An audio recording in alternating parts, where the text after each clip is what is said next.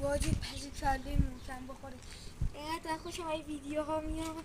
خب یه سنگ کازا چی کنی چی اول؟ سنگ راست کچ. نه سر چند تا؟ سر 7 تا. سنگ راست کچ. سنگ راست کچ. سنگ راست کچ. سنگ راست کچ. بچه ها دوگه که الان سامی هم نه رایتانه؟ دوستان لطفا لایک کنید.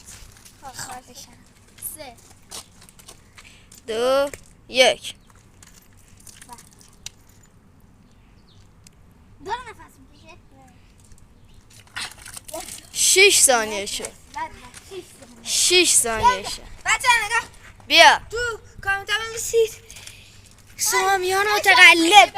آقا یه شانس دیگه یه شانس. نه بذار یه شانس دیگه. یه بچه شانس اگه دیگه. لایک کردن یه شانس دیگه بشیم. برو یه شانس دیگه برو. ها برو یه شانس دیگه.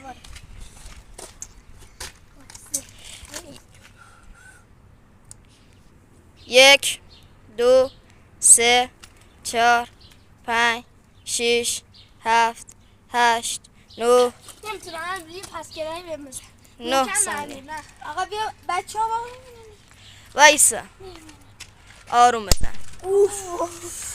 برق کله سامیار پرید. خب حالا امیر 1 2 زیر اب نزنی ها 1 2 حالا بایستی ما یه چیه تو آخر ویدیو باز سنگ کاربشی میکنی هر کی باخت باید کلی آب خالی کنی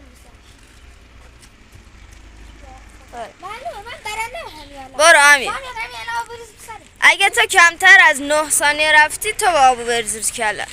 اگه بیشتر از 9 ثانیه رفتی آقا من 30 دقیقه میرم اگه 30 دقیقه نرفت این ویدیو رو اصلا لایک نکنی باش برو 1 2 3 1 2 3 4 5 6 7 8 9 10 11 12 13 14 15 16 17 18 19 20 21 22 22 ثانیه چرا زنی 22 ثانیه.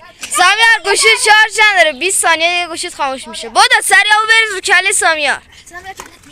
بدو بدو بریز.